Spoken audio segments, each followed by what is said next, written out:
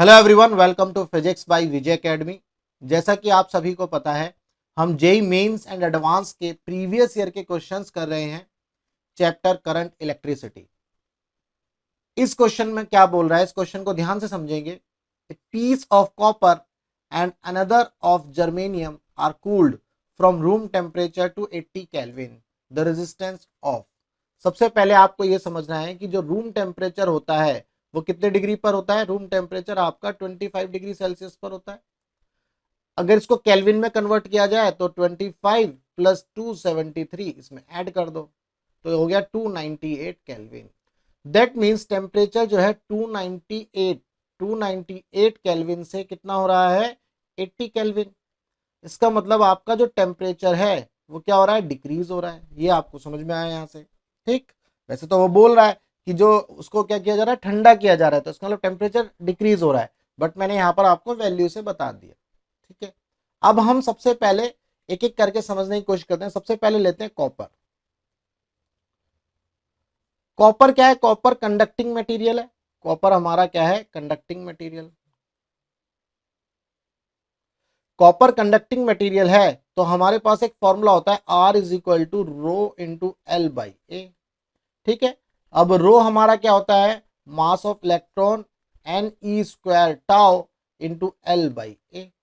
अब जैसे जैसे इस केस में टेम्परेचर रिड्यूस होगा, जब टेम्परेचर रिड्यूस होगा तो जो इलेक्ट्रॉन है उनकी काइनेटिक एनर्जी क्या होगी, डिक्रीज होगी।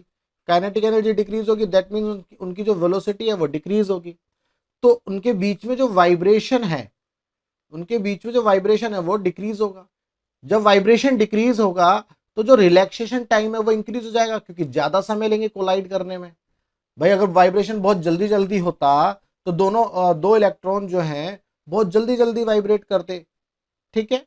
जब मान लो जैसे इनके बीच में जो एनर्जी है जब रिड्यूस होगी तो अब कोलिजन जो है बहुत देर में होगा, कोलिजन देर में होगा तो इसका मतलब टाउ इंक्रीज कर जाएगा।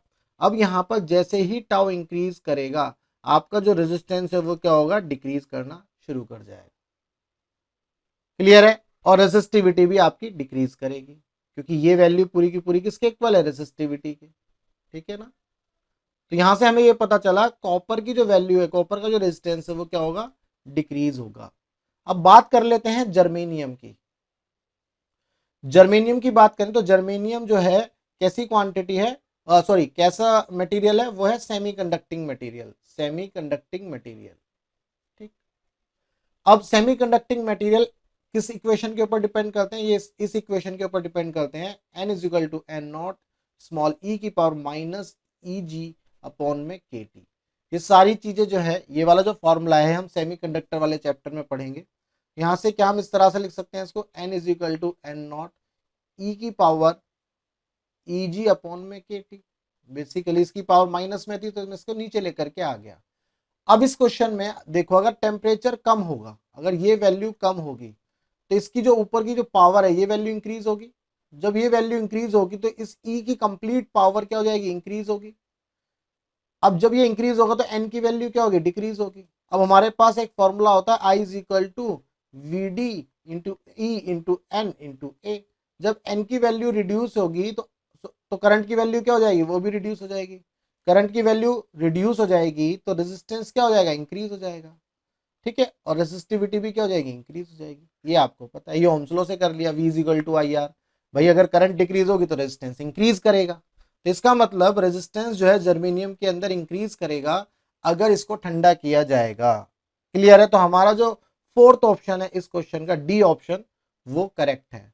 उम्मीद करता हूं आपको इस क्वेश्चन का जो कॉन्सेप्ट है वो क्लियर हुआ। अगर कॉन्सेप्ट क्लियर हुआ तो वीडियो को लाइक करना, ज्यादा से ज्यादा शेयर करना। अगर आपको फिजिक्स के अंदर कोई भी डाउट है तो आप अपना डाउट मुझे इस नंबर पर व्हाट्सएप कर सकते हैं, मैं उसके ऊपर एक वीडियो बना करके आपको सॉल्व करके दिखा दूंगा और आपका डाउट क्लियर कर दूंगा। तो चलिए मिलेंगे हम अपने नेक्स्ट क्वेश्चन में।